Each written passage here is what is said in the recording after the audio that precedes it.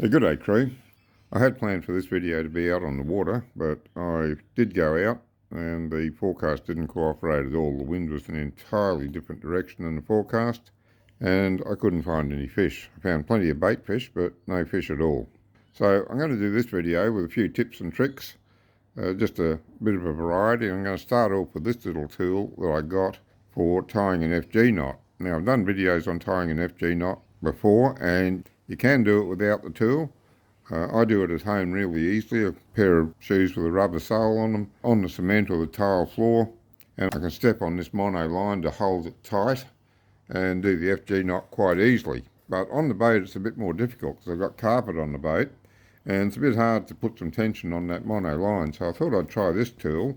I've used it a few times now and I think it's pretty good. So I'll just show you how it works. First thing to do is to get your braid line and bring it around on this one here. You want to leave enough of it out to make a decent tag end to work with. So one wrap around there, and then on this other side you've got a little toggle here. You flip that toggle to clamp down on it, and that braid's held tight. It's not going to move now. And do the same on this other side. Bring it around, one wrap round, and click that toggle. I let that slip when I did that. Unclick it and just pull it tight again. Well, not real tight, just firm. And then click that toggle. That's got that there. Now you take your mono line or your fluoro, whatever you're using for your leader, and bring it around from behind and leave yourself a decent amount out there so you can have plenty to work with. And once one wrap around that middle one and on the back again, click that tight so it's held in tight. And then you bring it around the braid on one side and then around the braid again on the other side of the mono. So you're going around the braid on each side of the mono. Okay, just an ordinary FG knot, same as you do any other way.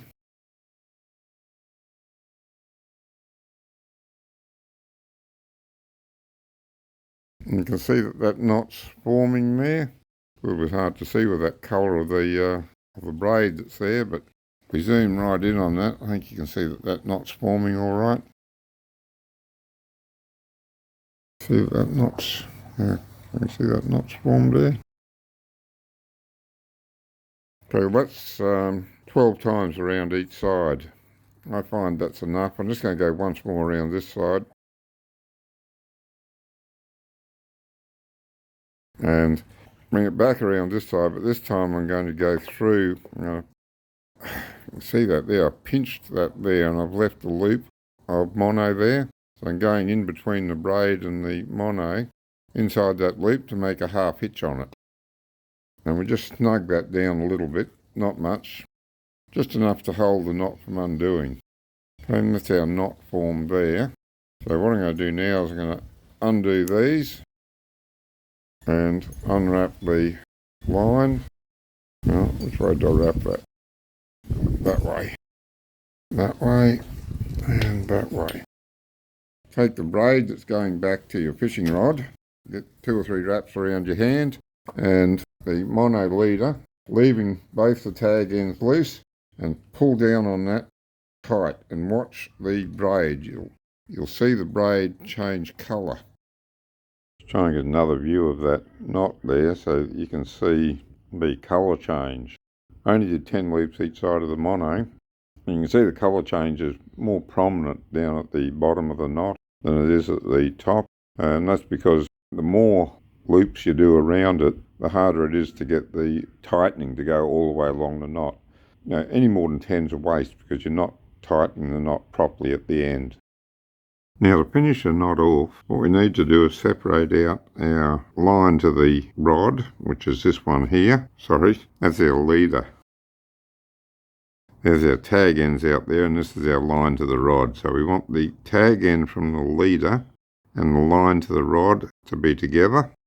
And we're going to take them and wrap them around one side of the tool Let's clip that down tight. That'll keep them together. Now, we just want the leader line in the other side of the tool. And we're leaving our braid tag end out here. And what we're going to do with that is we're going to create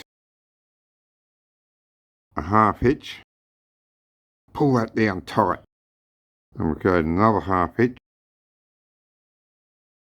Might be a bit hard to work with it and photograph it at the same time. And pull that down tight as well. Okay, let's lock that knot up really well. Now what I like to do is to create a loop with the tag end of the braid, like that. And then bring the tag end back on the inside of that loop and loop it back towards the FG knot. See that there? 2, 3, 4, 5, 6. Okay, seven loops through the insides enough. And this is making a whipping knot. So I'm going to lie that tag end back alongside the FG knot like that. And I'm going to pinch it all there, just over the FG knot. So I've got the tag end of the braid and the FG knot all pinched up together. Then I'm going to undo these loops by spinning this around and stacking the loops I'm making down towards the FG knot.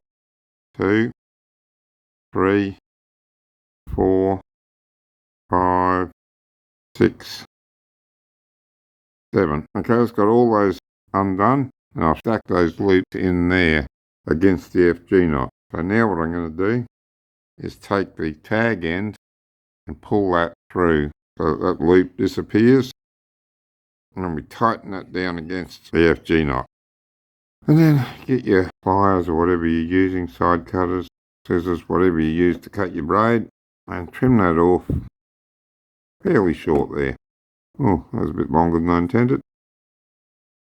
But the braid's nice and soft, so if it's a little bit sticking out, that doesn't matter.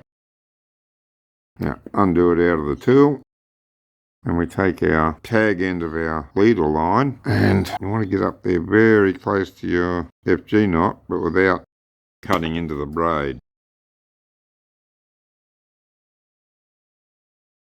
That's left about 2 millimeters, probably on the extreme end of what I like to leave on this. It's okay if you're going to burn it down, but since I've been using the Troll Pro leader, I found that I don't need to put a mushroom on the end of it. There we go, that's about 1 millimeter left out. That's all right.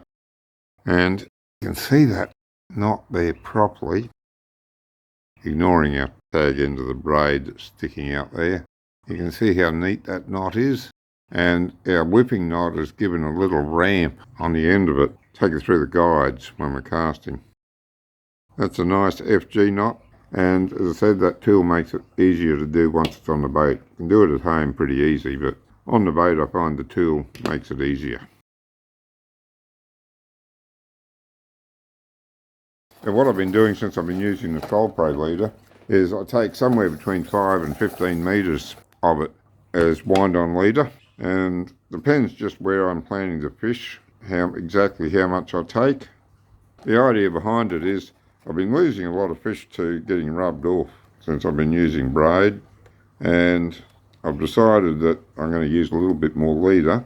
And I found I don't get rubbed off as much on the structure since I've been doing that, and also I think it's helping get more bites. Hard to say, I could be wrong about that, but it seems as though it might be helping to get more bites. So either way, I'm pretty happy with using this extra leader on the wind-on leaders.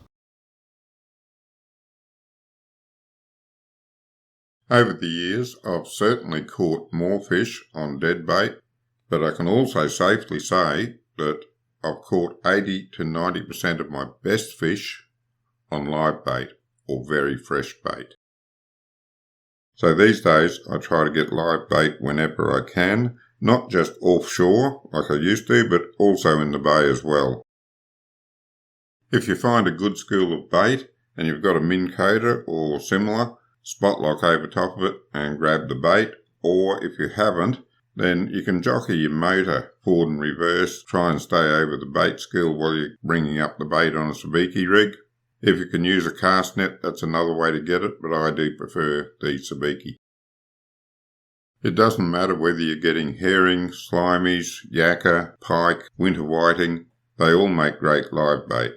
Some of the other species you'll get, I'm not so keen on, but if you're desperate, you can try them. Just make sure they're legal.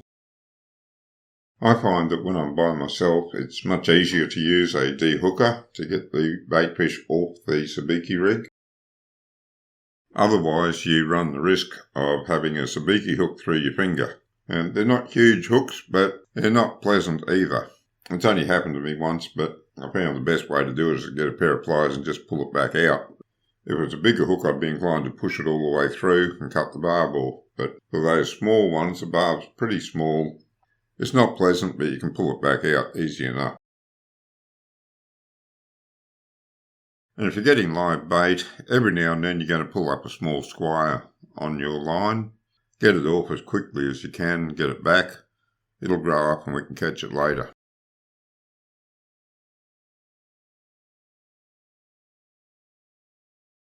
There's a lot of different ways that you can use live bait. Lately, I've been using a sliding snell rig to accommodate different sizes of bait. I put the hook closest to the rod through the nose of the bait. You can either put it from side to side through its nostrils or put it in through its mouth and out through the bony part of its forehead just in front of its eyes. Both of those will hold pretty well. Which one to use depends a bit on the hook size and the species of bait fish. The bottom hook, that is the one that's furthest away from the rod, is put further down the fish, about half to 2/3 of the way towards the tail. You can put it through from one side to the other, but don't go too deep into the fish, and always make sure that the offset of the hook is pointing upwards. Alternatively, you can put it in under the skin on one side and back out the same side. I find that this is best for getting the maximum hook exposure. Whichever method you choose, make sure that you've got loose line between the two hooks so that the fish can swim. And I'll just mention that the reason I put the top hook in the fish's nose is that if there's much current running, it keeps the fish pointed into the current and he'll live longer that way. Check your bait from time to time, even if you haven't got a bite. A well-prepared live bait will last for quite a while, but it will eventually die. If it gets attacked by pickers, it can die fairly quickly, and you may not even see a bite on the end of your rod. It'll just look like he's swimming around a bit and maybe getting a little bit excited. I often get asked, where do you get live bait in the bay? And there's 100 spots. You've just got to look around a little bit and you'll find it. Any of the structure around the bay is likely to hold live bait. This includes the structure around the artificial reefs, as well as the beacons at the shipping channel, and many other places. You can get live bait in the shallow reefs around the islands, but my experience of that is there's too much potential for snags to make it worthwhile, particularly when there's other alternatives. The houseboat is a fairly well-known mark and often holds bait. You can catch fish there too, but my experience there is they're not enormous. And while the mark is called the houseboat, and it's even marked on some charts as that, if you look at the screenshots that I have from the sounder, particularly those from the Hummingbird sounder, you'll see, or at least I think, it looks more like a centre console than a houseboat.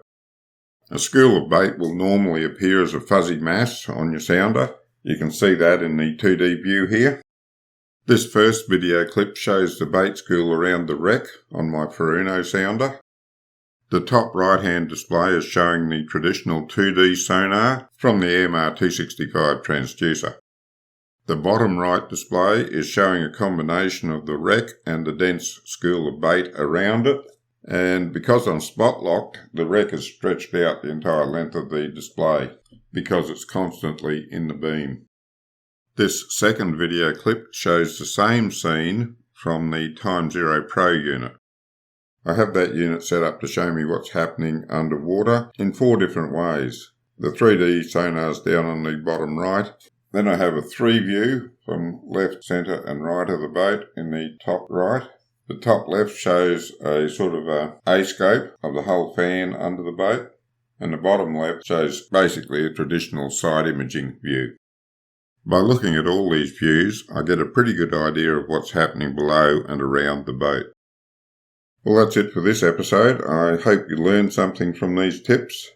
Until next time, good fishing.